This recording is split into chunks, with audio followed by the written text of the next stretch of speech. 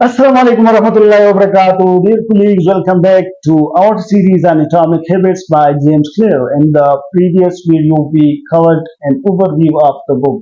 Today, we are going to dive deep into the first two chapters. So, let's get started. The chapter first is about the surprising power of atomic habits. So, in chapter first, James Clear introduces us to the concept of atomic habits. He emphasizes that small changes and tiny habits can lead to the remarkable results over time. The key concept of this chapter is the power of 1% improvement. James Clear explains the idea of getting 1% better every day. Imagine if you improve by just 1% each day after a year. You would be 37 times better by the end of the year. This shows the compounding power of small improvements. Uh, as he mentioned in his book, the example of British cycling team, which was historically mediocre. For over 100 years, British cyclists had won just a single gold medal at the Olympic Games and had never won the Tour de France. But in 2003, everything changed when Brailsford was hired as the new performance director. Brailsford implemented a strategy that he referred to as the aggregation of marginal gains. The approach was a simple break down everything you can think of that goes into riding of a bike and then improve it by 1%. By making small adjustments in various aspects like diet, training, and equipment, they transform from being an average team to dominating the sport, winning multiple Tour de France titles. The principle behind this success story is the elimination of marginal gains. It's the idea that small improvements, when added together, can lead to significant overall improvement. This principle is at the heart of the concept of atomic habits. You know that our habits shape our identity. They are the compound interest of self improvement. Just as money multiplies through compound interest, the effect of your habits multiply as you repeat them. So, chapter first sets the foundation for understanding how small, consistent actions can lead to significant changes in our lives. The power lies in making these small changes consistently over time. Now, if you will talk about chapter two, how your habits shape your identity and vice versa. Chapter 2 delves into the relationship between our habits and our identity.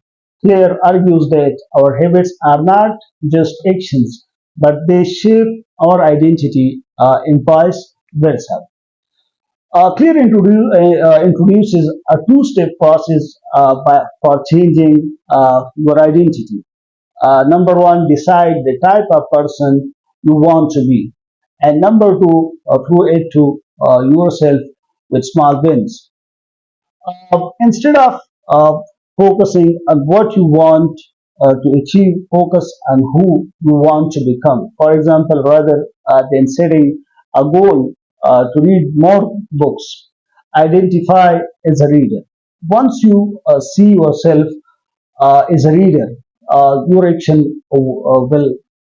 your actions will align with this identity. But changing our habits is challenging for two reasons. One, we try to change the wrong things, and number two, we try to change our habits in the wrong way. Our first mistake is that we try to change the wrong thing. To understand what I mean, consider that there are uh, three levels at which change can occur. You can imagine them like the layers of an onion. The first layer is changing your outcomes. This level is concerned with changing your results, losing weight, publishing a book, or winning a championship. Most of the goals you see are associated with this level of change.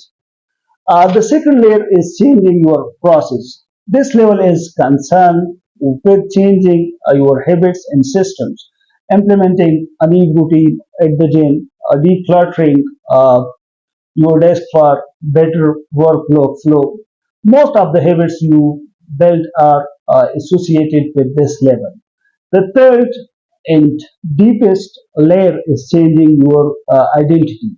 This level is concerned with changing your beliefs, your worldview, your self image, your judgment about yourself and others.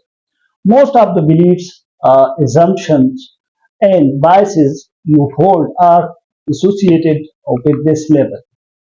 Remember one thing that outcomes are about what you get, processes are about what you do, identity is about what you believe. When it comes to building habits that last, when it comes to building a system of 1% improvements, the problem is not that one level is better or worse than another. All level of change are useful their own way. The problem is the direction of change. Many people begin the process of changing their habits by focusing on what they want to achieve. This leads us to outcome based habits. The alternative is to build identity based habits. With this approach, we start by focusing on who we want to become. So, Chapter 2 emphasizes the significance of identity and habit formation. By aligning our habits with our desired identity, we can create lasting change and achieve our goals more effectively. Thank you for watching. We have covered the concepts of Chapter 1 and 2 of Atomic Habits by James Clear. Stay tuned for the next video. Don't forget to like. Thank you and have a nice day.